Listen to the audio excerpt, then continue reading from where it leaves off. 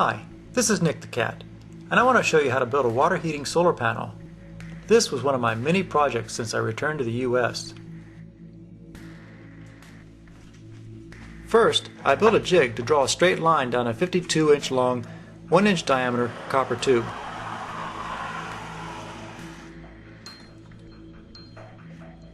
This tube will be a header for a solar panel.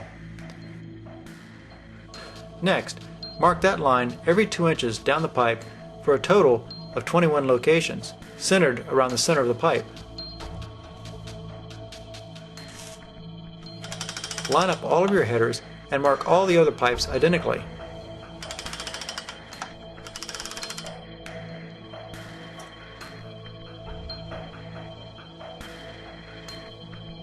Once all the locations have been marked, it's time to drill a pilot hole. I use a 1/8 inch drill bit for the pilot hole. Another jig holds the pipe in place during drilling.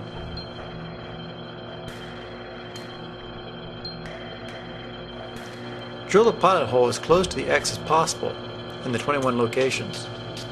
Then follow up the pilot hole with a larger bit.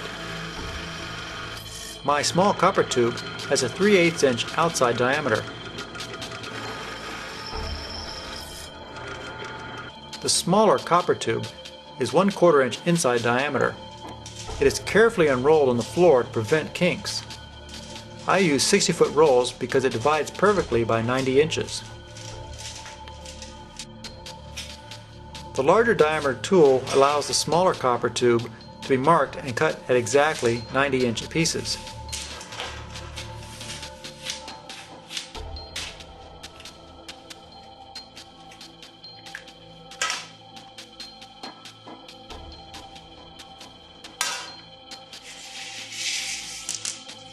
The copper pieces still have bows in them.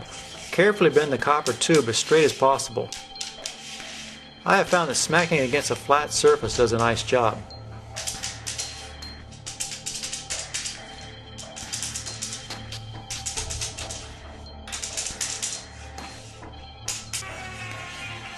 Sand the ends of the tubes.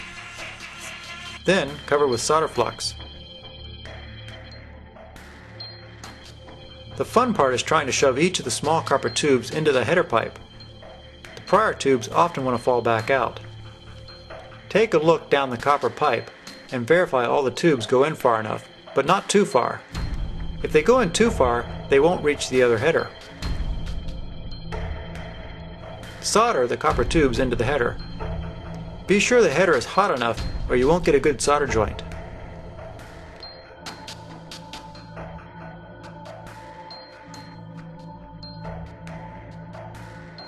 For the second header, begin by soldering the 2 outside tubes to the header first.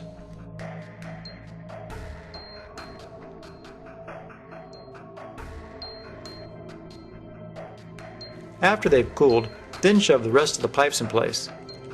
And then, of course, solder them.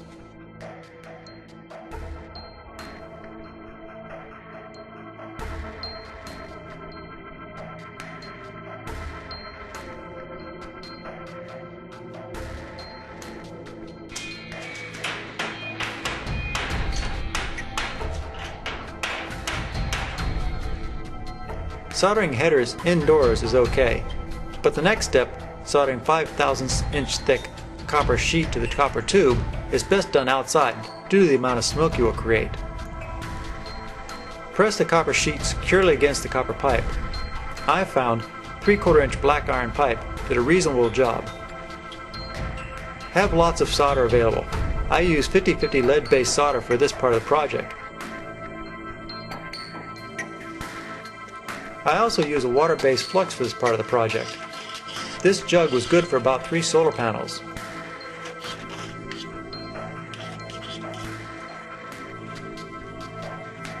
At this point, you can straighten the copper tubes that are wedged between the black iron pipes.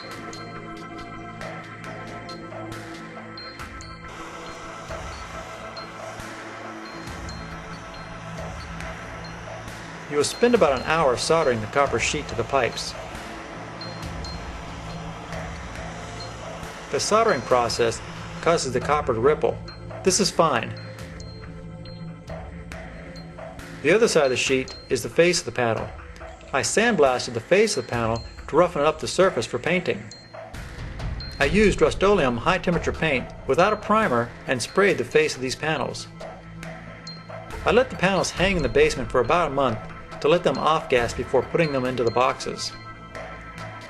For building the boxes, I cut a rabbet in the back of each pressure-treated 2x4, then drilled holes where the headers will exit the sides of the panels. I assembled the boxes with screws, including the plywood back, which fits into a rabbet in the back of the 2x4s. What is missing from this video is that each box has 3 2x2s running across the back of the panel. This supports the copper core solar panel and strengthens the plywood back. After I verified that no screws go through the header holes, I took one of the side 2x4s off, placed a layer of fiberglass insulation in the box, and placed the solar panel on top of the fiberglass. The 2x4 side was then replaced. To pull the solar panel down, I put several screws with washers through the copper sheeting and into the 2x2s that were used to strengthen the back of the panel. To complete the project, the panels were mounted on a rack, tempered glass was added, and flashing used to cover the edges of the glass. Silicon radiator hose was used to connect the panels. This allows for disassembly later if necessary. PVC pipe was cut lengthwise and used to cover the radiator hoses. How hot can these panels make water? We pumped 60-degree water from a garden hose into the set of panels, and steam came out the other end, after the panels had been sitting in the sun for a while.